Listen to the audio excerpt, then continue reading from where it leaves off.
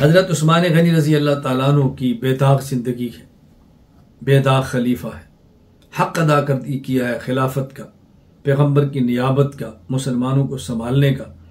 लेकिन इसके बावजूद ये खलीफा राशिद भी इस उम्मत के जालिम हाथों से महफूज नहीं रहे।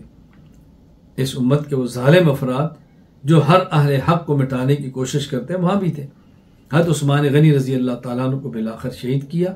और आपकी शहादत के मुहर्रिकात और असबाब क्या थे, मैं इख्तिसार से ज़रा उसको जिक्र करता हूँ कि आखिर आपके इल्म में हो, इतना बड़ा शख्स मदीना मुनव्वरा में और खलीफातुल मुस्लिमीन होने के बावजूद कैसे शहीद कर दिया गया।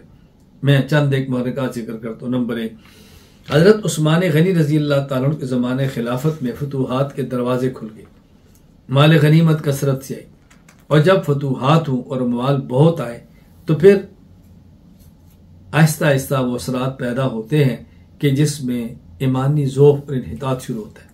वही हुआ कि जब फतूहात हुई, अमवाल बहुत आए, तो फिर उस दौलत और माल ने अपना असर दिखाया। ये सहाबा किराम की बात नहीं हो रही, याद रखना कि उनके बारे में ना ख्याल रखना कि उनके बारे में मैं कह रहा हूँ।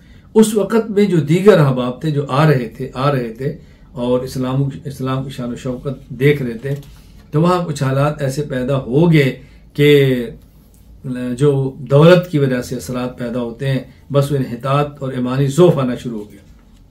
नंबर 2, मैदान जंग में जो औरतें गिरफ्तार होती, लौंडियाँ, उनके बच्चे जवान हुए और ज़ाहिर है उनकी तरबियत तो और माहौल में थी, माँ का भी असर होता है। तो उस असरात की वजह से बहुत ज़्यादा तायुश और आज़ाद ख्याली आना शुरू होगी। नंबर 3, मराके से काबल तक का इलाका इस्लाम के ज़ेर नगीन था और काफिर कौमें जो मुसलमानों के खिलाफ इदावत का जज्बा रखते थे, ताकत मुसलमानों को गालिब न कर सके, लेकिन उनके अंदर हसद की आग भड़कती रही और उन्होंने साजिशों का ताना बाना बुनना शुरू कर दिया। नंबर 4, हुकूमत के अहम मनासिब पर अहले कुरैश थे और कुरैशी नौजवान उस्मान गनी रज़ी अल्लाह ताला अन्हु के ज़माना में खिलाफत के ओहदे पर मौजूद थे। तो दूसरे बाज़ कबाइल के लोगों में ये बात आई कि जब फतूहात हुई तो हमारी तलवारें भी शामिल थी, फिर ज़्यादा कुरैश क्यों अमूर सल्तनत पर मामूर है। तो ये एक ऐसी पैदा हुई जिसने आहिस्ता आहिस्ता खाना जंगी की फिजा पैदा करनी शुरू की। नंबर 5, हज़रत उस्मान गनी रज़ी अल्लाह ताला अन्हु तबान नरम थे और फितरी एतबार से आपके मिजाज में लड़ाई नहीं थी, मिजाज के अंदर तहम्मुल बहुत था। उनकी बुर्दबारी और तहम्मुल ने बहुत से लोगों के हौसले बुलंद कर दिए। नंबर 6, हज़रत उस्मान गनी रज़ी अल्लाह ताला अन्हु अमवी ख़ानदान के चश्मो चराग थे और आपका मिजाज था खर्च करना बहुत ज़्यादा, और ज़ाहिर है अपने ख़ानदान को अपनी जेब से देना कोई अच्छी बात भी नहीं है। तो हज़रत उस्मान गनी रज़ी अल्लाह ताला अन्हु अपनी जेब से, अपने ज़ाती माल से अपने ख़ानदान के अफराद पे सिलारामी की बुनियाद पे खर्च करते। लोगों ने इसको गलत रंग दिया और प्रोपेगेंडा गलत किया कि बैतुल माल का पैसा और मुसलमानों का पैसा रिश्तेदारों पर लुटा रहे हैं। ये भी एक फिजा ख़राब होने का सबब, यानी एक फिजा को ख़राब करने का ये प्रोपेगेंडा भी बायस बना।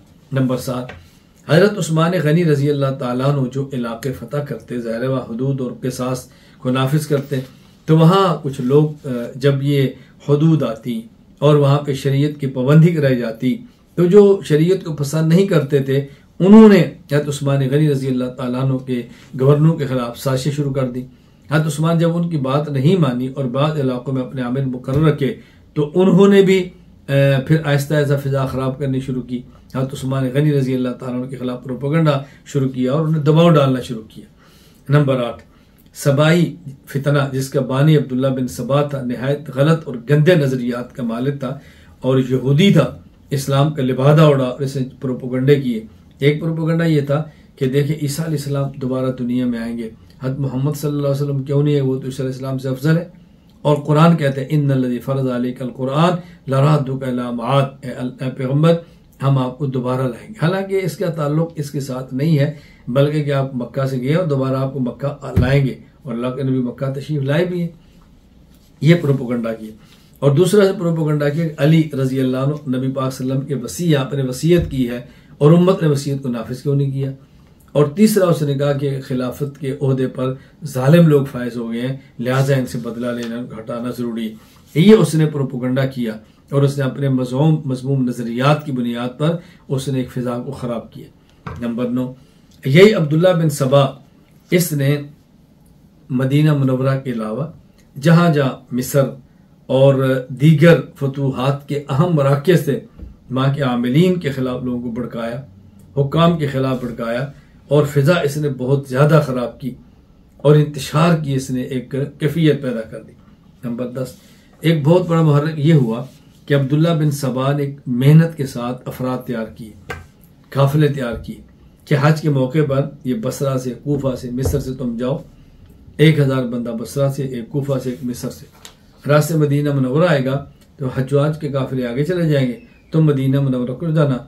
और मदीना के बहुत सारे अहबाब हज की गरज से मक्का मुकरमा के होंगे तो तुम्हें वहां पर फसाद मचाने का मौका मिल जाएगा। ये इसने ऐसी तदबीर इख्तियार की कि जैसे मदीना मुनव्वरा में ये खूनरेजी करना इनके लिए कदरे आसान हो गए। तो ये चंद एक मुहर्रिकात मैंने आप खिदमत में पेश किए जो उस्मान गनी रजी अल्लाह तआला की शहादत का सबब बने।